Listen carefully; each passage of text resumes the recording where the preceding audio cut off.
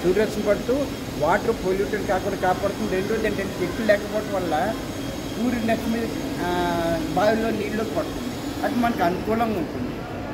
అదే ఒక కాలుష్యం ఏర్పడిందని కాలుష్యం ఏర్పడితే ఆ నీటిని మనం తాగలేము, తాగటానికి ఉపయోగపడవు. అటువంటి ప్రమాదం రాకుండా ఉండడానికి చెప్పి ఉద్దేశం పెట్టి ఈశాన్య మూల బావి ఉండాలని చెప్పి అంటారు. కొన్ని సందర్భాల్లో ఈశాన్య మూల పడకపోవచ్చు, ఆగ్నేయం దక్షిణము నైరుత్యం పడవచ్చు. అయితే అటువంటి పరిస్థితులు ఏమిటి, వాటర్ ట్యాంకులు ఏర్పాటు చేసుకోవాలి.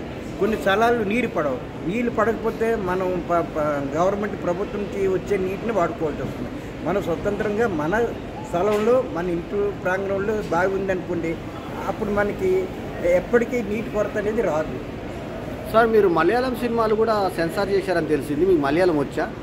మలయాళం కాదు, ఇప్పుడు మనం డబ్బింగ్ చేస్తాం. మన తెలుగు సినిమాలు మలయాళం కానీ, మలయాళం సినిమాలు, తమిళ సినిమాలు, ఇతర కానీ బాగా సక్సెస్ అయిన సినిమాలని వేరే భాషలో డబ్బింగ్ చేయడం జరుగుతుంది.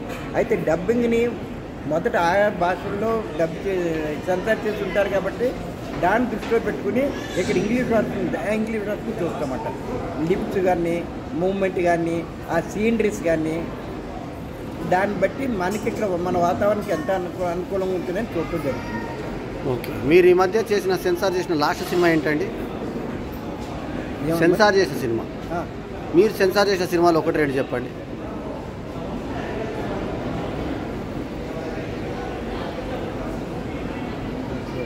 ఇది మన శ్రీలీల వచ్చింది కదా, రవి రావుపూడి, అదేంటి సినిమా? భగవంత్ కేసరి. భగవంత్ కేసరి చూసాము. తర్వాత భగవంత్ కేసరి వేరే వర్షన్, లేదు తెలుగు వర్షన్ చూసాను. తెలుగు వర్షన్ చూసాను. అట్లా ముమ్మటి సినిమా చూసాము. తర్వాత అమ్గోస్ కళ్యాణ్ రామ్ది కూడా చూడలేదు. ఇలా డబ్బింగ్ సినిమాలు కూడా కన్నడ, మలయాళం, తమిళ్ కూడా చూసామండి. దానికి సర్టిఫికేట్ ఇచ్చే ముందు జాగ్రత్తలు తీసుకుని ఇవ్వాల్సి వస్తుంది. మీరు మీ బ్రదరు పురుషోత్తమరావు గారు కూడా నిర్మాతనే కదా, సినీ నిర్మాత. మీకు ఆయన అన్నయ్య తమ్ముడా? మా తమ్ముడు అండి. సోగ్గాడి పెళ్ళాం సినిమా తీసినారు కూడా. పెళ్ళము, తర్వాత బంగారు మొగుడు, అల్లరోడు, రాజేంద్ర ప్రసాద్ తోటి కూడా 2 సినిమాలు చేశారు. సుమన్ తోటి. ఇప్పుడు ఆయన చేస్తున్నారు సార్ సినిమాలు? అది పెద్దవాళ్ళు అయ్యారు కాబట్టి రెస్ట్ తీసుకుంటున్నారు, ఫైనాన్స్ చేస్తున్నారు సినిమా. అవునా? ఇప్పుడు కూడా సినిమా రంగంలో ఉన్నారు తమ్ముడు? సినిమా రంగంలో. ఓకే, మీ ఇద్దరేనా సార్ అన్నదమ్ములు? మేము 6 అన్నదమ్ములు, 2 అక్క చెల్లెళ్ళు. ఈయన పురుషోత్తమరావు గారు ఎన్నో నంబరు? 5వ నెంబర్. మీరు పెద్దవాళ్ళ?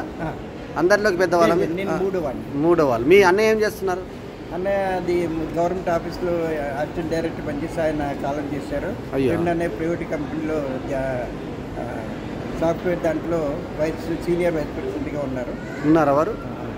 ఆరోగ్యంగా ఉన్నారా? వెరీ గుడ్, సంతోషం. ఎక్కడ ఉంటారు వారు? ఇక్కడ హైదరాబాద్లో ఉంటారు. ఓకే, శ్రీనగర్ కాలనీలో ఉంటారు. సరే, మనకు ఈయన యోగాకి వచ్చే టీచర్ ఫ్రీగా ఉచిత విద్య యోగా నేర్పిస్తున్నారు కదా, మీ ఫ్రెండ్ అల్లాడి పరమేష్ గారు, వారి గురించి కొన్ని మాటలు చెప్పండి. ఆయన ప్రతి ఒక్కరూ కూడా సమాజానికి రుణపడి ఉంటాం. మన తల్లిదండ్రులు, మనకి జన్మించిన తల్లిదండ్రులకు రుణపడి ఉంటాం. తర్వాత మనకి జ్ఞానాన్ని ఇచ్చిన గురువు కూడా గురువులుగా. అదేవిధంగా సమాజంలో కూడా ఎంతోమంది ఎన్నో రకాల మన సేవకులు అందిస్తున్నారు. అవన్నీ మనం ఉపయోగించుకుంటున్నాం. ఈరోజు ఈ సెల్ ఫోన్ మనం వాడుతున్నాం అంటే ఆ రోజు థామస్ ఆల్వా ఎడిసన్ గారు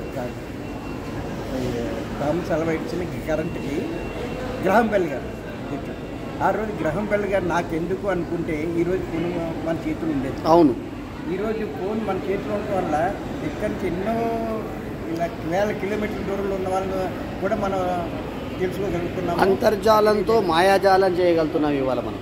అలాగే థామస్ ఆల్వా ఎడిసన్ గారు నాకెందుకు అనుకుంటే ఈ కరెంట్ ఈరోజు వచ్చేది. అంటే ఆ విధంగా మనకి ప్రతి ఒక్కరికి ఏదో విధంగా రుణాన్ని బంధం ఉంటుంది. అదేవిధంగా అల్లాడి పరమేశ్వర్ కూడా ధనవంతుగా తన వ్యాపారం చేసుకుంటూ యోగాసనం గురించి పూర్తి అవగాహన, అంటే అది గొప్ప విషయం కదా, చాలా గొప్ప విషయం. చాలా మందిని ట్రీట్ చేస్తూ ఆ రకంగా చేయడం అనేది చాలా గొప్ప విషయం. అది కూడా ఫ్రీగా పార్కులో ప్రత్యేకించి ఆయన యోగాసనం నేర్పిస్తూ ఆరోగ్యానికి కావాల్సిన విధంగా దోహదపడుతున్నారు.